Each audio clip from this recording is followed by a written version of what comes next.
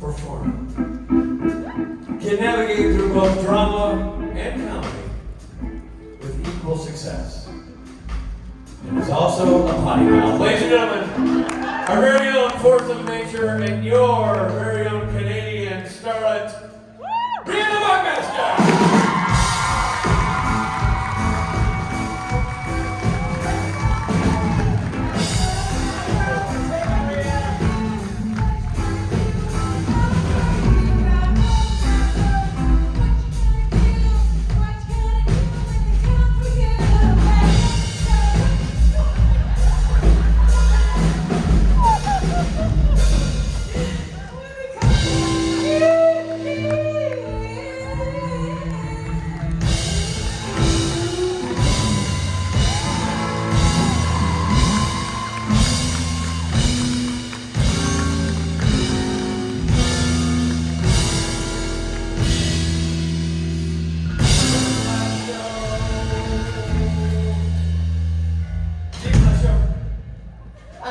Thank you so much.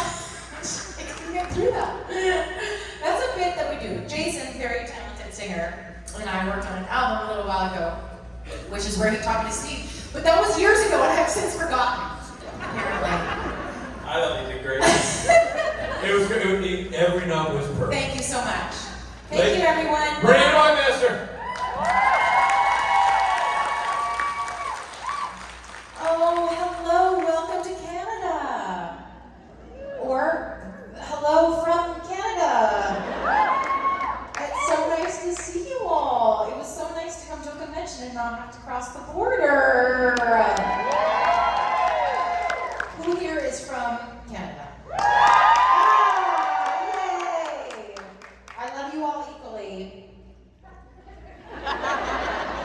Just kidding.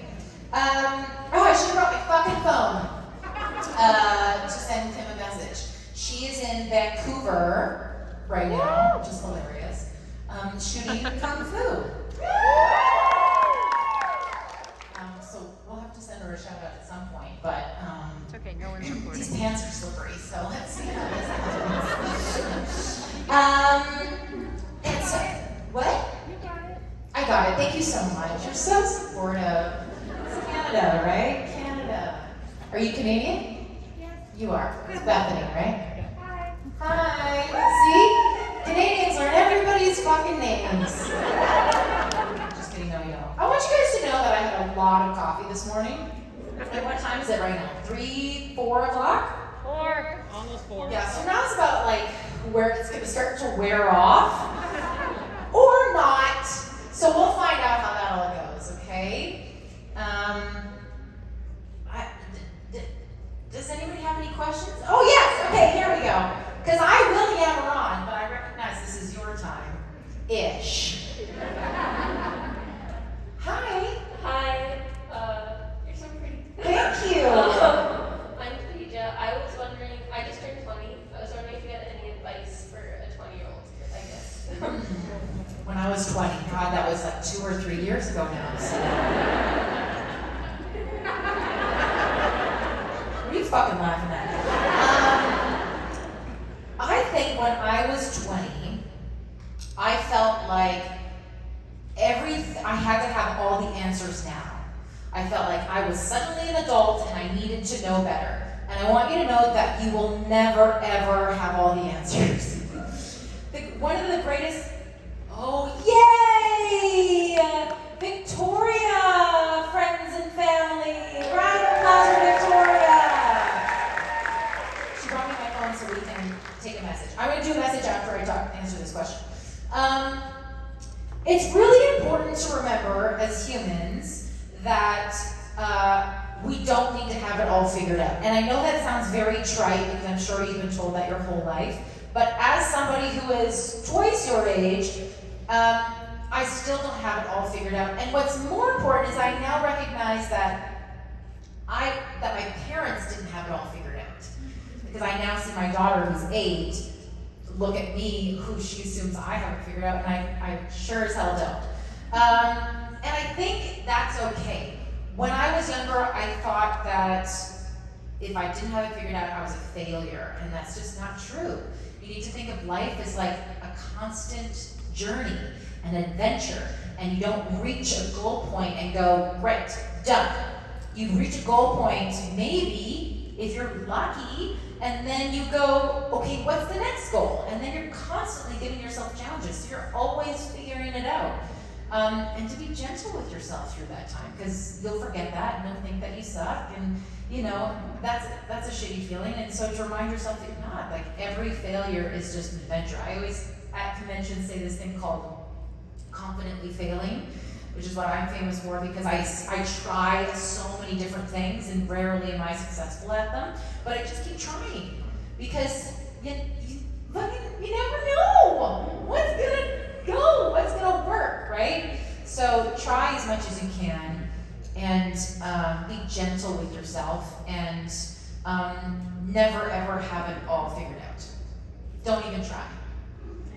Thank you.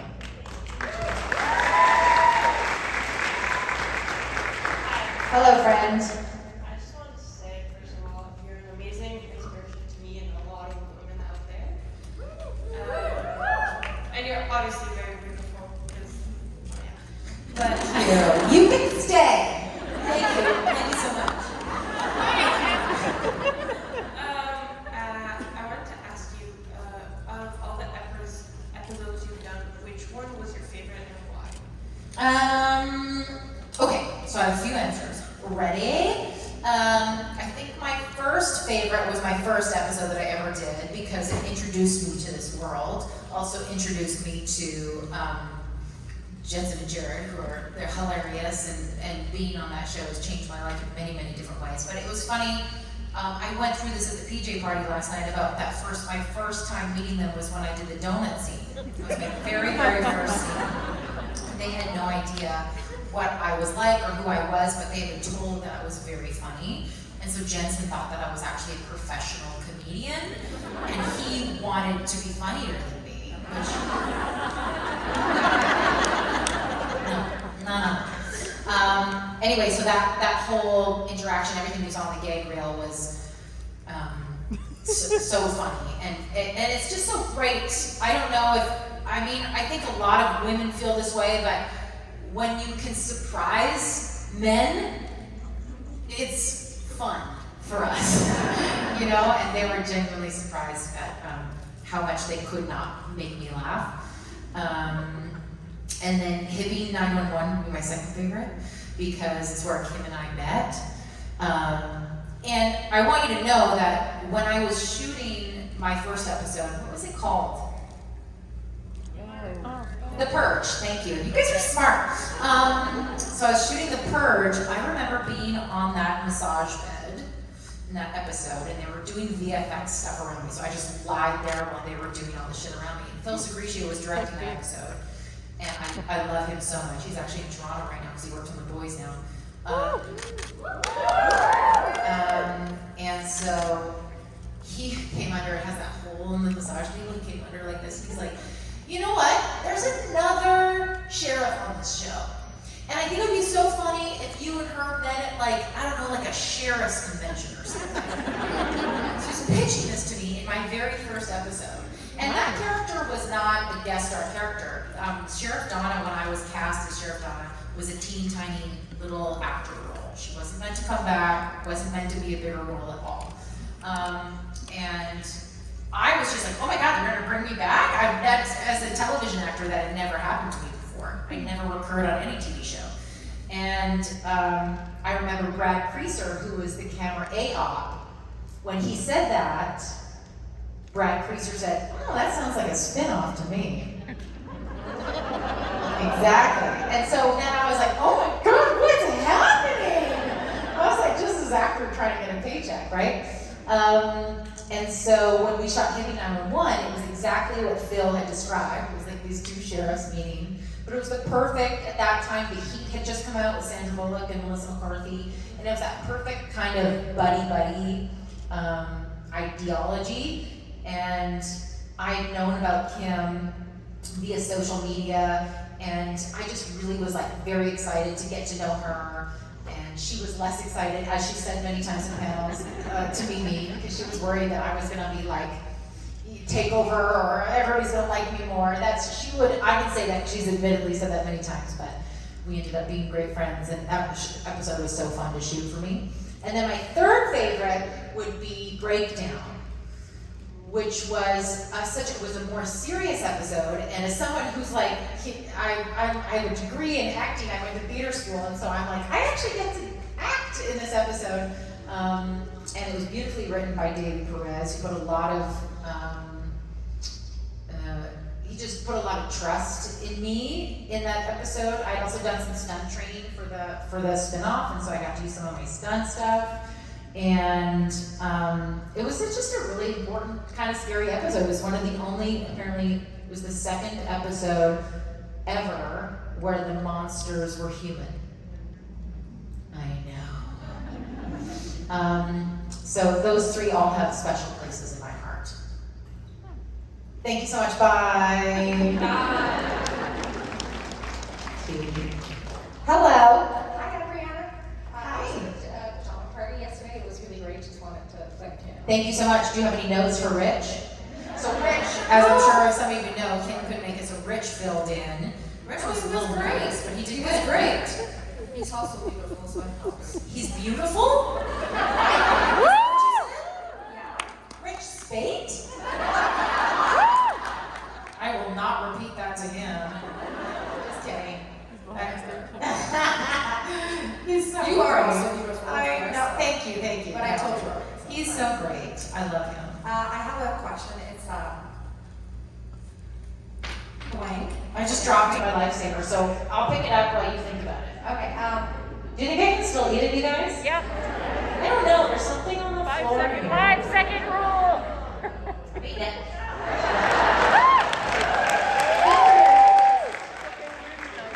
Okay, let's hear it. Okay. So if you could make a short list of 3 or 5 things that you can do that you like to do for instant happiness. Oh, that's a nice question. I don't have any fucking answers for that. 3 to 5. Full of examples if you want. So let's hear it. Okay. For me, it's warming my toes in a patch on the sun on the floor. Oh, that's nice. That's coming from a window. Dancing alone in my apartment. Yes. Taking a nap with my cats. Those are all very nice. Can I just say those? No, I'm just kidding. Okay, I'll say first things that come to my mind, which might not be my all-time favorite, so bear with me. Hanging out with my daughter. I was working all of July, and she was in summer camp, so just this week before I came here, we got to spend 3 solid days together. And it's very hot in Vancouver, so we went to the pool, we went and got our nails done, went shopping, went out to lunch, went to a movie, and that stuff, like, one-on-one time I haven't had. I keep moving because these things are going to start yelling at me pretty soon. I haven't had since she was probably a baby, and she's so fucking funny. She is so funny. And if you meet her, she'd be like, she doesn't dance for grandma, do you know what I mean? Like, she'd be like, hi. And she's 8, and she wouldn't have attitude. She's just like, she doesn't put on airs for adults, which I think, I don't know if you guys experience this, but when I was little, my parents would always be like, say hi, smile, give them a hug, or whatever. And I work really hard to not do that with Valentina and just let her be whoever she is, and if she wants to chat with somebody, she will. I don't need to force that on her. Anyway, but when it's just the 2 of us, she's hysterical. She's so funny. So that's my first happy place. Second happy place would be Nordstrom's. I do love the Nordstrom's in Vancouver. I don't know about the other ones. I just know it so well. It's very comforting. And they have a cocktail bar, and it's a fun hang. And I do love a morning walk. I started walking daily during the pandemic. I think a lot of people started doing things differently. And it's not sunny in Vancouver for long.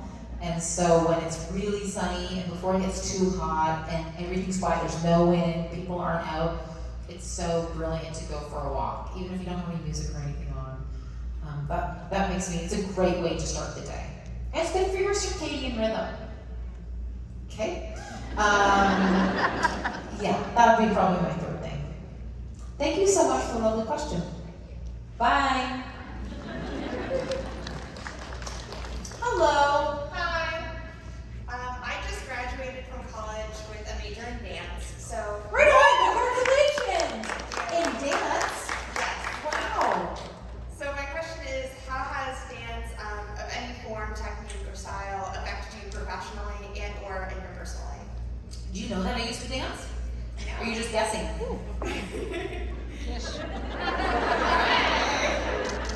Yeah, you get that, Krista.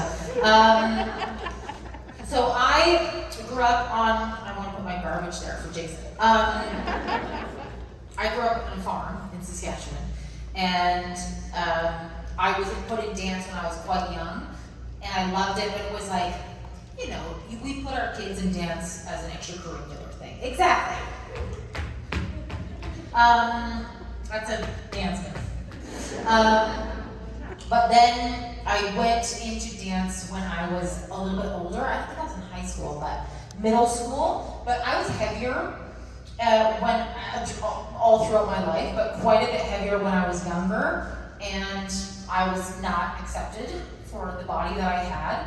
And as a little kid, you can imagine, that's a little bit traumatizing. So my mom pulled me out, but then I went to theater school. And I have a degree in musical theater. And so with that degree, you have to do dance. Yes, so in theater school, I did tap, jazz, ballet, and contemporary.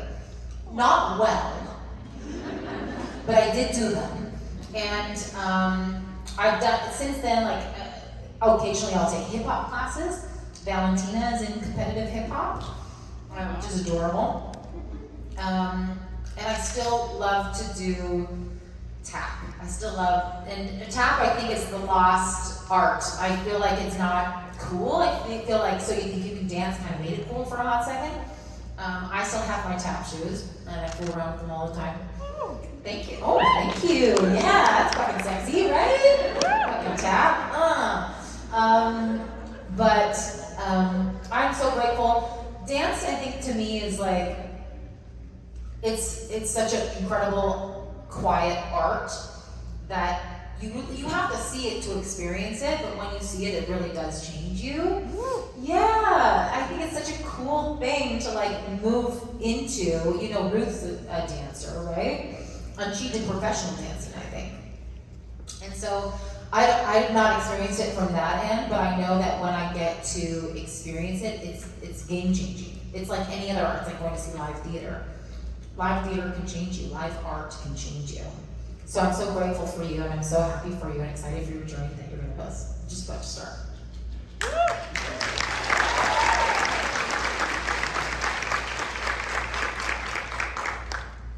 Hello. How are you? Oh, never better. Live the dream. Hold on, let's see if I can stand on these things.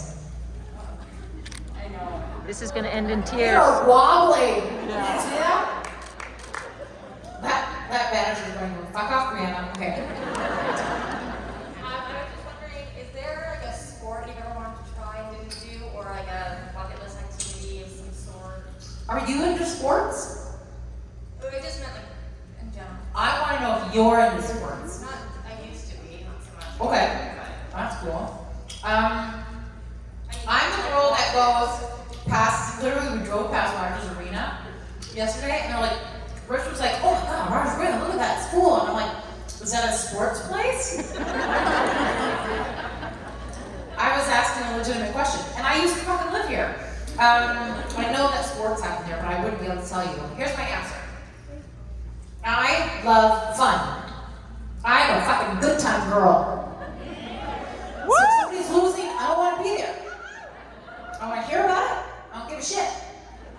If there's beer and wings, I'm there. I'm in. And I'm cheering, and I'm getting mad, I'm getting excited, and I'm going to be invested, but I'm not invested. However, I grew up playing softball. And when I was, I played softball.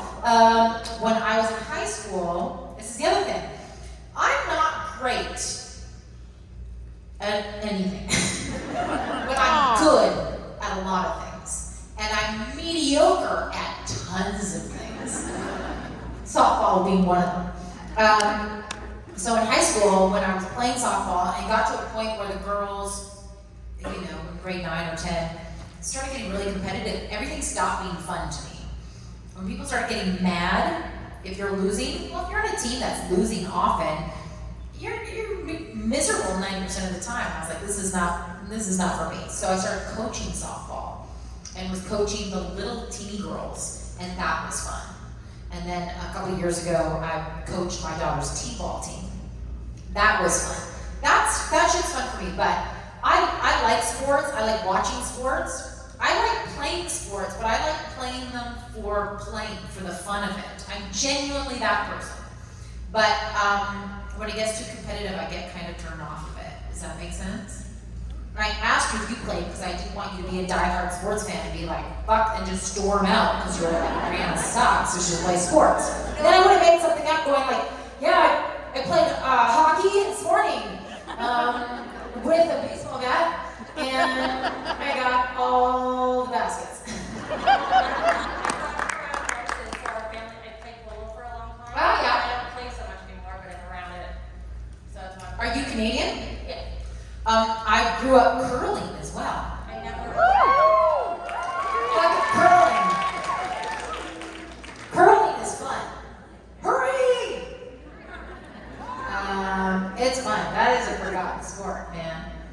I just remembered about curling. Thank you so much. Yeah, curling's fun. And it's no way like you can play every other sport for fun. You can't play curling for fun. You have to like go to a rink that actually has curling rods. And you have to have all the equipment. Anyway, she doesn't care. Bye! Hello! Hi. Oh, I like your suit. What's on it? Little cougars, little leopards? Leopards and roses. Cute! I'm in my cougar years, so. I hear you, sister. I need to know where you got the pants from, because they also. Nordstrom's.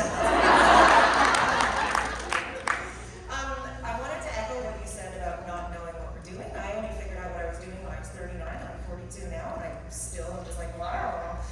But that's Isn't it comforting? Yeah. But Isn't it comforting to know that you don't have to know? yeah. My question is related to the accent. So, Okay. do you ever find yourself, because it's an accent that sometimes at home we will slip into? Because Wait, are you talking about Donna's accent? Sorry, yes. Or the Canadian accent? No. They're very similar. No, Donna's accent. Okay. Do you ever slip into it just for fun? You don't think I sound like her now? Some of you do. The Americans probably do, right? But the part two No. is, how is it received in Minnesota? Up and down. Up and down. So there'll be people who are like, you know, it's a caricature. And Donna is a bit, or she originally was a bit of a caricature. So I did amp up that accent. I was also directed to do that. But I have people from Minnesota who are like, oh, I'm so grateful. They might feel represented or seen or whatever. And nobody's like mad at me. Or nobody that I know. And everybody that is, they can just get over it. But, sorry, that was my lifesaver. The accent came relatively easy to me because I'm Canadian. And Canadians have diphthongs in our vowels, similar to Minnesota. Minnesota has something called the Minnesota Friendly. Is anybody from Minnesota? Woo, woo, woo! So you know what I'm talking about. With the hot dish. Oh yeah, okay. So that accent wasn't hard for me. A Midwestern accent, I'm from Saskatchewan, is not that hard. Everybody kind of talks like that there. And Canadians have that O sound, you know, sorry. So it's not that hard to build a diphthong just into all of your vowels, such as the Minnesota accent. Phil Segretia, who cast that show, I came into the audition, he's like, he's to me, he's like my fairy godfather. I love him so much, he's changed my life.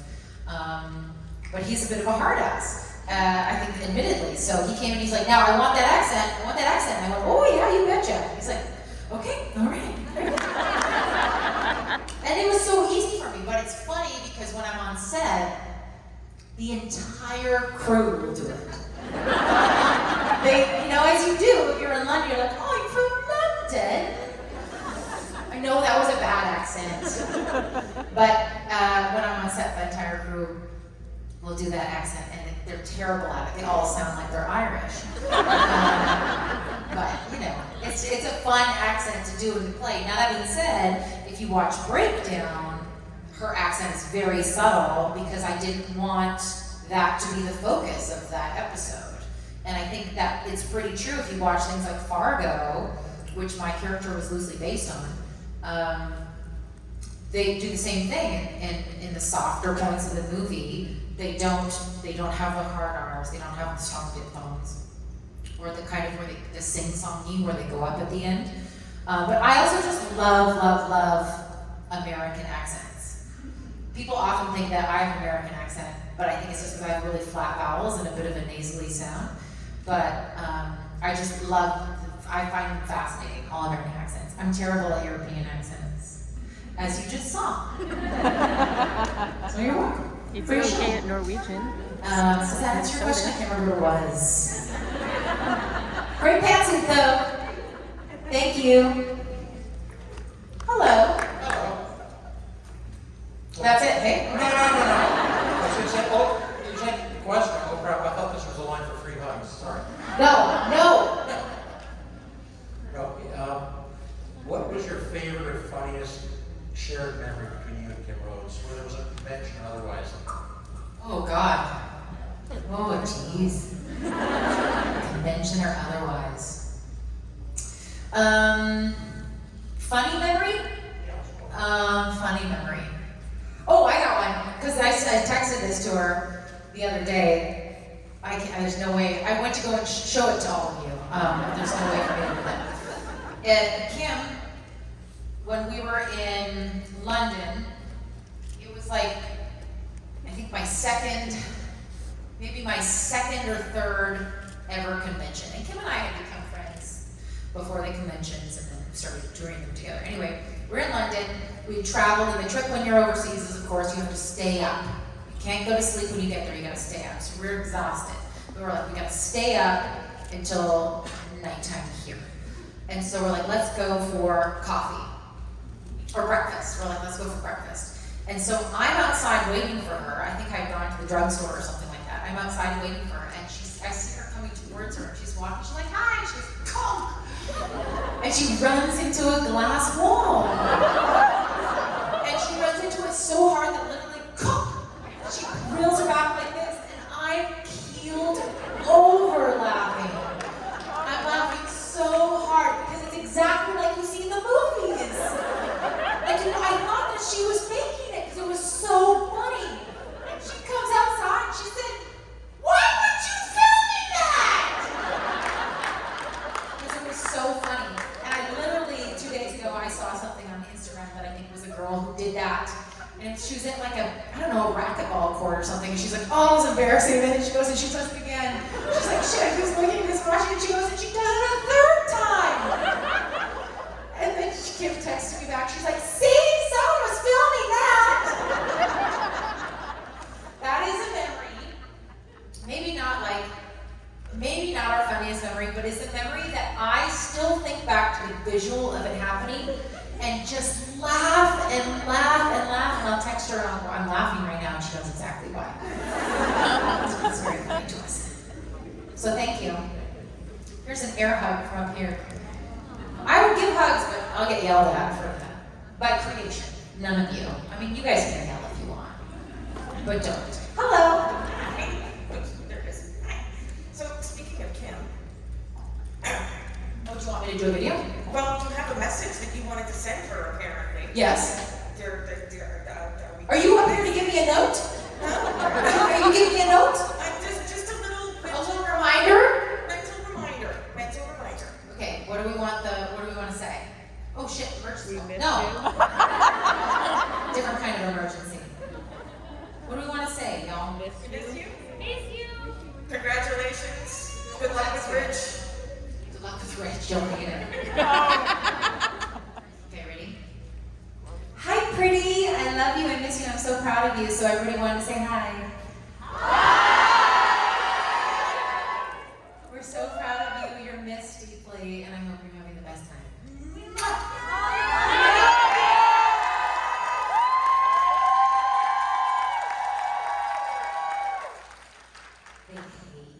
I'm gonna text it to her right now so that she can respond. That was cute, guys. I look really cute.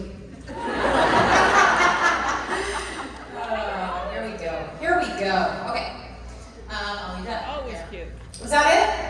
Well, the other thing is, of course, thanks to your podcast, I don't think there's very little we don't know about you. That's very true. Do you know what I was thinking about yesterday? For no reason whatsoever. The podcast we did about orgasms. I was like, I can't remember what we said, but we said a lot. It's one of those podcasts that I couldn't listen to on public transit. Not safe for work podcast. Headphones, of course, but I need to listen to this. Oh, I love that. So the podcast we stopped, for those of you who don't know, when the pilot did not get picked up, I convinced Kim, agreed, boo, hard boo. I convinced Kim to do a podcast, and then we started doing it and it became our favorite thing. Because all it is me and Kim talking about fucking anything. We pick a topic and then we yammer on about it for half an hour. And sometimes we don't have anything to say, but we still talk. So tough shit. And then sometimes we have lots to say. I can't remember which is which, but there's over 100 episodes now because we did it weekly. And then we did, at the very beginning of 2020, before shit hit the fan, we did our first live show, which was in LA. And that was so fun. And then we had made plans to tour them all over. And then everything changed and our lives changed and everybody's lives changed. And we're all trying to get back to what our new version of normal will be. So the podcast we started to dip back into, we did one episode just a couple months ago, and we've recorded 2 more, but we haven't released them yet because both of us are moving and working and yada yada. But we are planning on bringing it back. We're just gonna do it ever so slowly. But I'm so happy that you enjoyed it. It's such a fun thing for us to do. Yeah, ostensibly my question was actually, we know more about Kim's tattoos than we do yours. Tattoos? Yeah. Oh, Kim has like a tour. Yeah, I'll give you a tour. I mean, I have one, which you probably see on Instagram. I have a large thigh tattoo and a large thigh that houses my artwork. So, yay me. It is of flowers and a skull on my thigh. And then, so Kim and I are very different tattoos, where I will literally show up somewhere, have 2 cocktails, and be like, let's go to the tattoo parlor. Do it all the time. And Kim plans hers out. She has an artist that she works with. They design it together. She designed it with her daughter. I'm much more like, sure, let's try it. If I don't like it, tough shit. So the very first one I got here is on my back. The tramp stamp, as they used to call it. You can say it, it's okay. I have that when I was my very first one when I was 18 or 19. My mom designed it. Tragedy comedy mask, yes.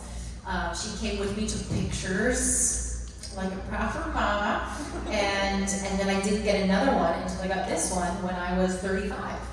Because actors are constantly told that the industry owns how they look. And at some point you just go, I don't fucking care. And then you have to check your body. And I love adornment. I have a septum piercing. I have lots of piercings. I have a nipple piercing. I have lots of piercings, and I love adornment. So I love to just like get shit done. My next tattoo was this one, which I got done with Matt Cohen and Elena Huffman after we had some wobbly pops in Australia. We hit the beach, and I got this tattoo. I walked in, so this is why you never do this. I walked into Bondi Ink, which is a famous tattoo parlor, and I asked for a tattoo. They gave me the guy who's probably never done a tattoo before. And it's a pretty simple, it's like an old sailor tattoo. I didn't want anything fancy. I don't love fancy tattoos. I like kind of messy tattoos, it's fine. But it was like messy. And he just didn't do it right. Like he didn't go far enough down, so it started to bleed, or not bleed, but like spread. And so when I got this one with my husband, we got tattoos when we were in London. This guy was brilliant. He was very talented, and then he fixed this one. So this one is like 2 faces. It's by an artist called Quibi. And then what else do I have? This one I got done in Rome. I asked Daniela if I could get my tattoo while I was there. And she's like, sure, I'll have someone come to your room. and he did, and he was great. I told my daughter to get a tattoo. She was young. I said, what do you want me to get? She said, a unicorn. And apparently this is a unicorn that's based on the Blade Runner movie. Chris just told me the whole story about that I didn't know, because I just got a tattoo. What else do I have here? No, that's it. Oh, here, this is Libre, that means free. This is my husband's idea. My husband is Mexican, and so Libre is free in Spanish, which is a funny thing for your husband to tell you to get. But that's how Jose and I have a very, very free, independent, beautiful partnership that is unique and loving, and so I feel very free within that partnership. And that's just the way we roll. This is a mountain that I got during the pandemic, because mountains were like a bit very grounding for me. When I used to go for walks, I used to thank them every day, because I was like, oh, chaos is happening in the world. Thank God for nature. Nature knows better than us. I got this one on my thumb, which is 2 triangles, which is upside down triangles are for water signs. I'm a water sign, Cancerian, and fuck yeah.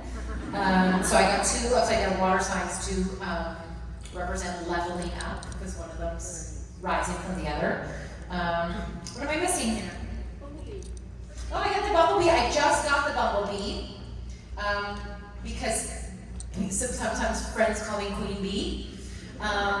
Also, it's Little Bee, so some people like to get hearts to wear, so they say they wear their hearts on their sleeve, and this is to represent like Little Bee, like the younger version of me, who I love and care for every day.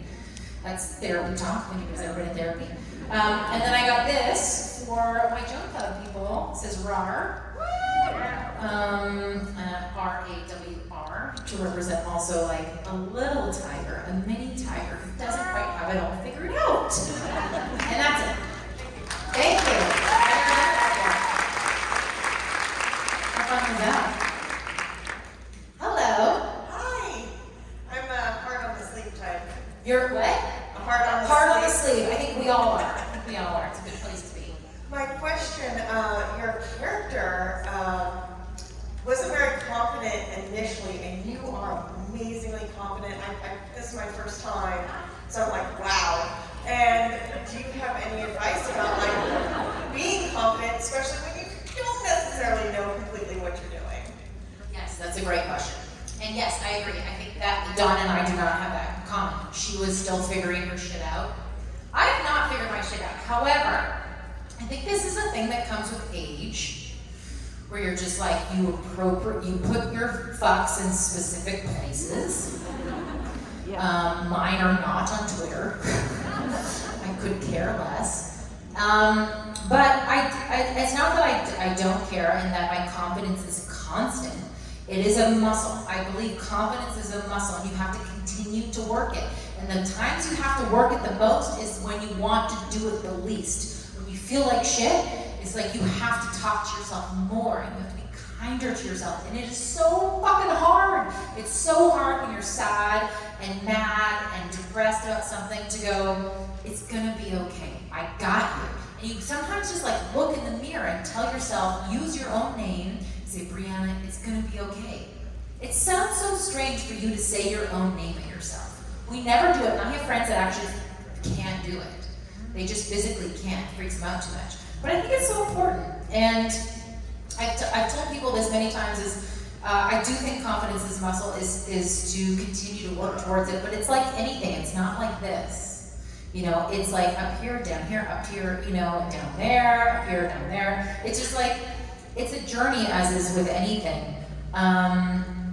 But I think that, I mean, body confidence was something that I work in an industry that's constantly trying to shame me for how I look. Constantly. Every job I do, there's a discussion about my body. And I don't think that there's like not discussions about people who live in thin bodies. I live in thin privilege because I can walk into a store, a straight size store, and buy clothes there. But I also have lived in a body where I couldn't do that when I was younger. And so I've experienced both sides of it, and I've experienced the privilege of living in a thin privileged body. And it's fucked up how different you get treated.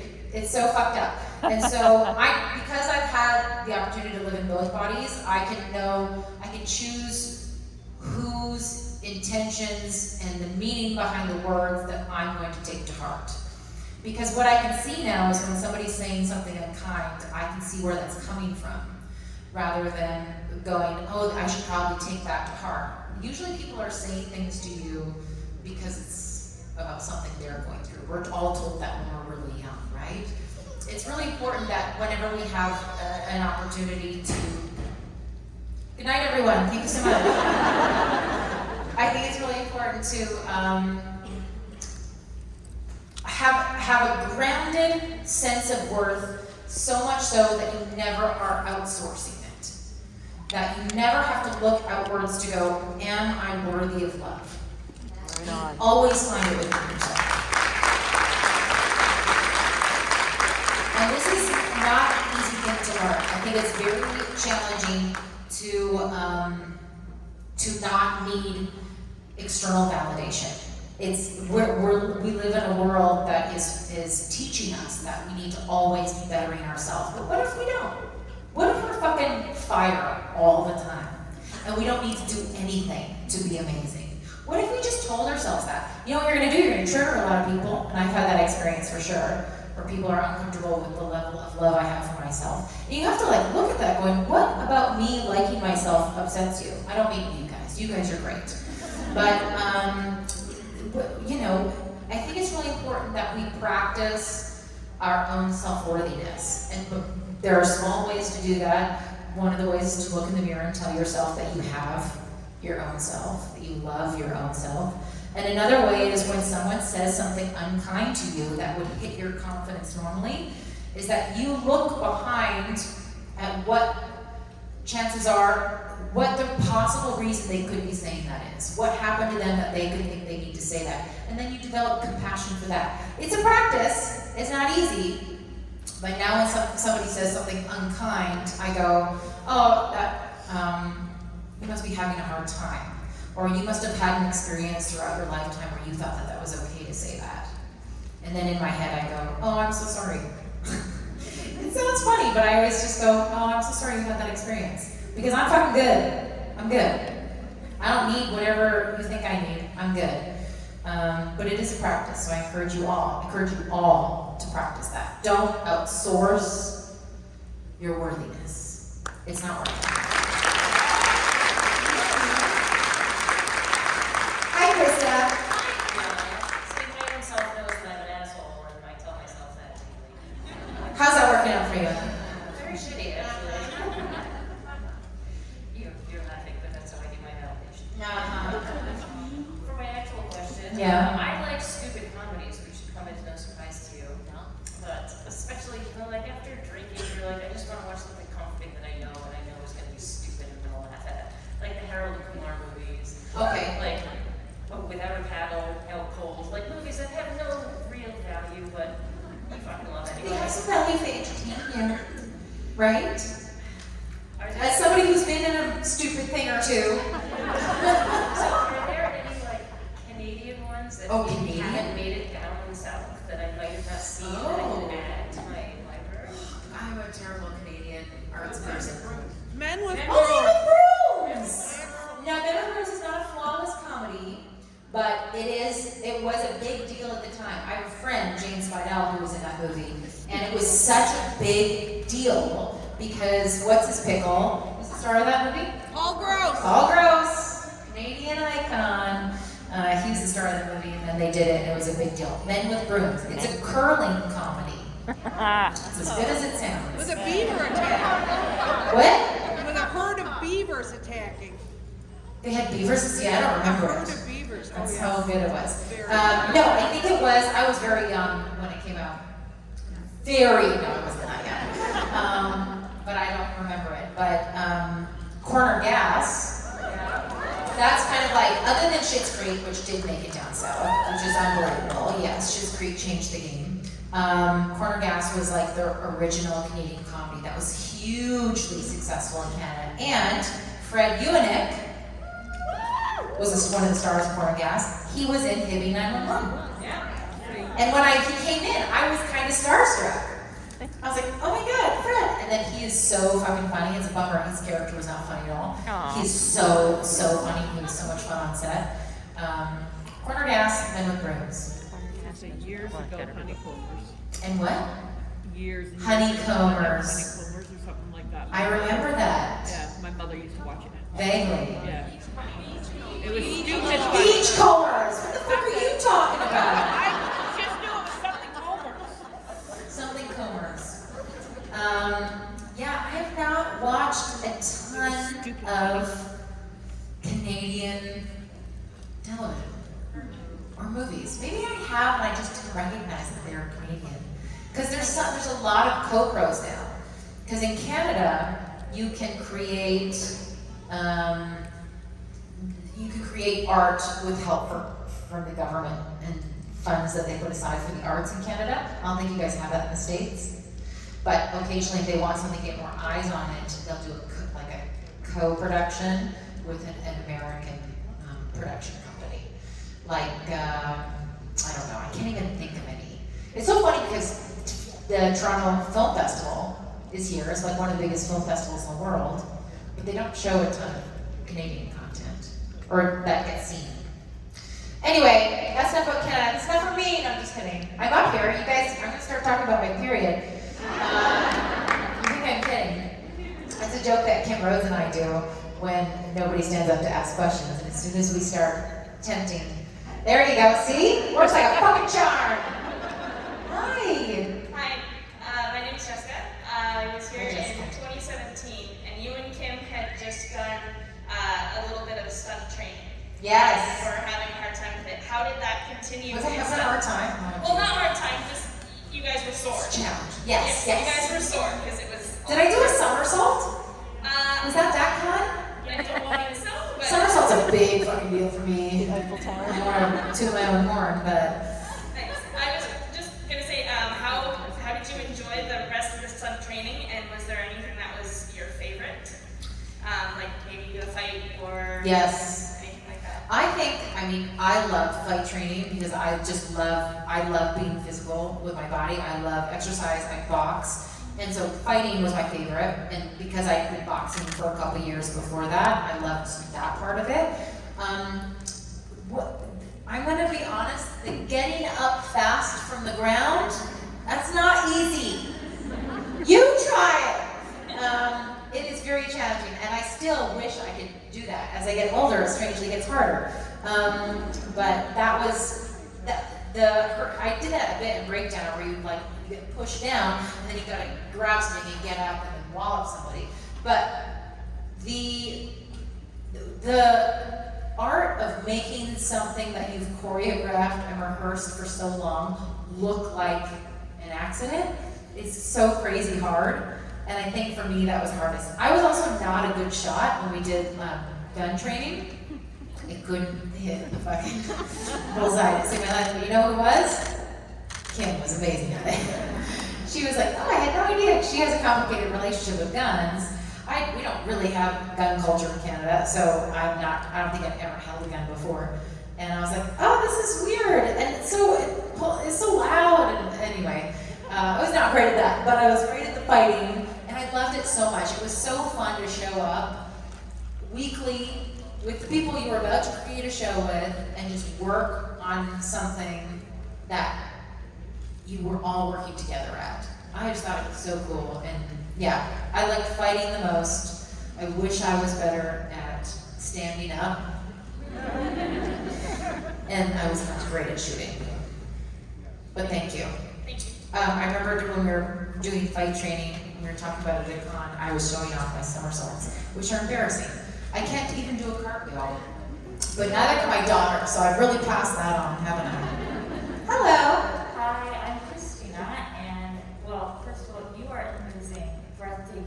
Thank you so much for sharing who you are with us. Thank you, it's my pleasure. Yeah, we're in summer in Canada, and some people don't think that we actually have summer. But we actually have, as Canadians, a lot of us have our go-to summer drink. And I was wondering what yours was, and tonight's karaoke. What's your go-to karaoke song? So your summer drink and your karaoke. Go-to karaoke song. Summer drink changes, but if I'm to go out for a proper cocktail in the summer, I'd probably order an Aperol Spritz. Love a Spritz because it's like sweet but not too sweet. It's cold. Generally, my cocktail is always a mezcal last word. Does anybody know what a last word is? Look it up. It's delicious. It's now also Rich Spade's favorite cocktail. And then karaoke. My favorite karaoke song that I've done many, many times is Somebody to Love. Like Queen. Yes. I grew up on karaoke. So when I first started coming to the conventions, and I was like, this is like part of our job? Really? And people were bitching about it, and I was like, this is awesome! Now, as you will all discover, karaoke is not like gentle. It is very exhausting. So I don't do karaoke every time anymore. But I grew up, I went to theater school every Friday night at theater school. We would go to this dive bar in Edmonton, where I was going to school. Edmonton. And I would sing Total Eclipse of the Heart.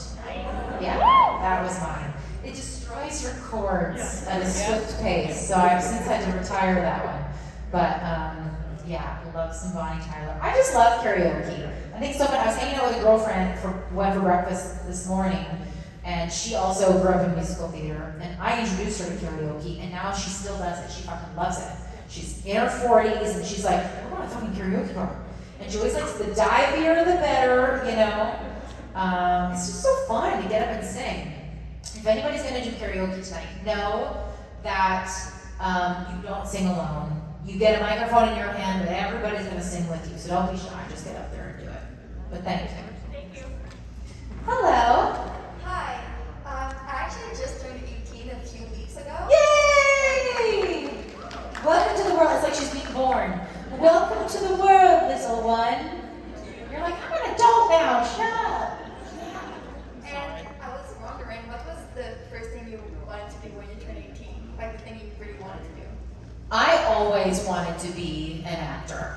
I saw Les Mis when I was 11, and I said, that! And my mom went, God damn it.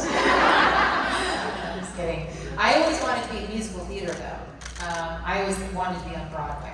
And I started working in musical theater. And while I'm a fairly good singer, doing musicals is like being an athlete.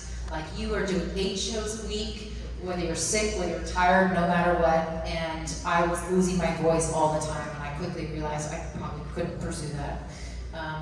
But when I was younger than that, when I was very little, I wanted to be a singer. I wrote the Mini Pops. Does anybody remember the Mini Pops? Oh, my people! I wrote them a letter, and it started with, Dear Sir or Ma'am. Because I remember asking my mom, like, I was so little, I'd never written a letter in my life, but I was like, I'm gonna be in this band. The Mini Pops, for those who don't know, is like a group, they were around in the 80s, a group of little kids, like 8 or 9-year-olds, who would cover pop songs. That's why they're called Mini Pops. And I was convinced that I was gonna be in the Mini Pops.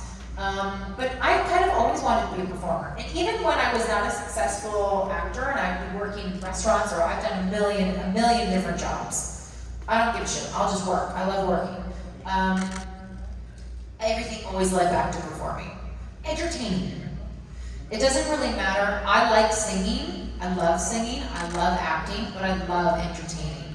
And I think that's why I always veer towards comedy, is because I love to make people laugh, and I love having interactions with people.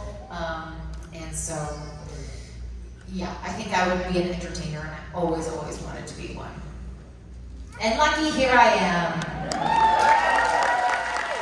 Suckers. Thank you. Thank you.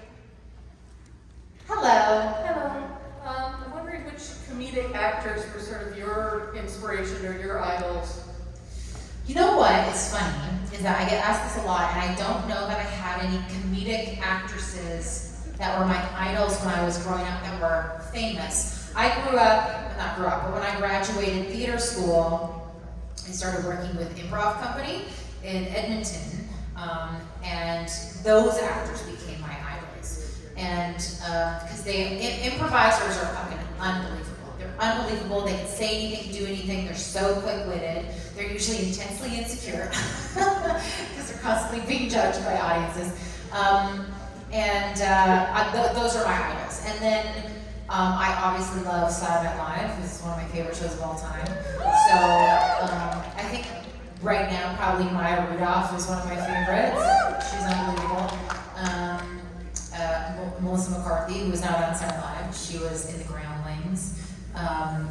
All of these people, I think, not only who are funny, Kristen Wiig, who are making, Tina Fey, Amy Poehler, who are changing the game. So they're not just comedians, but they're also producers, they're writers, they're true dramatic actors. And so these are the kind of people that I'm inspired by because they're multifaceted.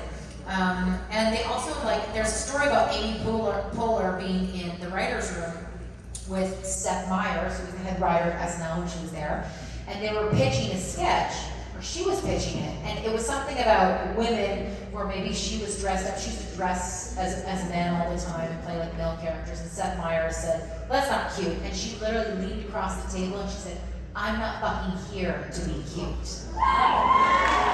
Anyway, little Amy Poehler, she's probably 28 years old. Anyway, I love that story so much. I think it's so, what? No 2012. No 2012? No, Parks and Rec. Oh, Leslie, no! Because this movie just came out, no, right? I was like, what have I missed? What have I done? Yes, love, and I love that character. I think she's very Donna-esque, that character. And that character is a leader, Parks and Rec. Anyway, I'm maybe not a tangent. But I think it's important that female comedians get regarded as comedians and not just female comedians. And I think that she was a good one to change the game. Thank you. Can I take one more? Sure, go ahead. Hi. Make it a good one. Okay, out of curiosity, you like to read? No. Thank you so much. Why? Do you have a book? No, I'm just, You want to know what my favorite book is? suggestions. You want suggestions? I read a lot of nonfiction. Yeah, I'm big into I don't read a ton of fiction. I don't read a ton for fun. I love books that are I don't want to say self-help, but betterment books. I just read a book recently called Atomic Habits. That's a big one. Yes. I just read a really amazing book called Grit about how to succeed as a woman in this world. One thing you have to have is grit, because you have to fucking push through. And then a book Did you write that? Grit? Yeah. No, I should have though. Thank you, buddy. Untamed. If you haven't read Untamed, that's a game changer. This is Glennon Doyle. The first page you'll get you hooked. 3 books for you to read. Thank you. Thank you. You're going to see that woman on this stage tomorrow night as a part of Saturday Night Special. Fantastic singing voice she has. And you can hear it live tomorrow. Ladies and gentlemen, Briana Buckmaster.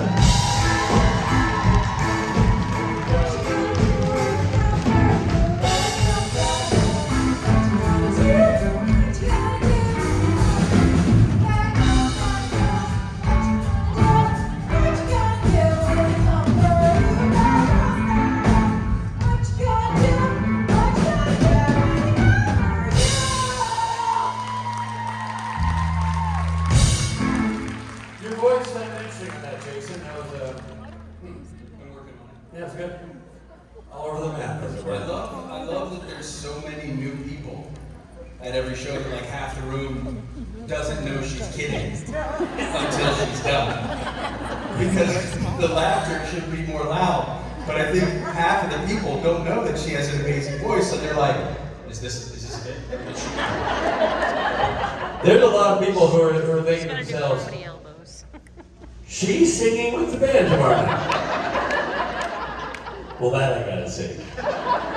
If you are new and you don't know this, Briana has a phenomenal singing voice. So come see her, do her thing tomorrow night.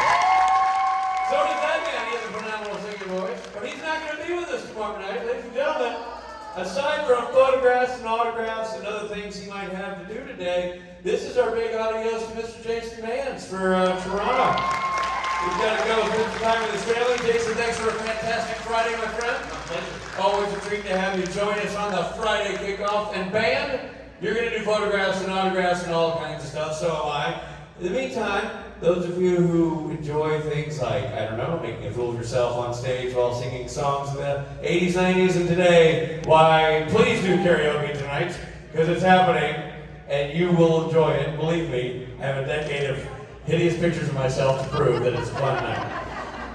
Thank you for a great Friday, people. You are the chosen ones. Never forget that. Day one of Toronto, yes.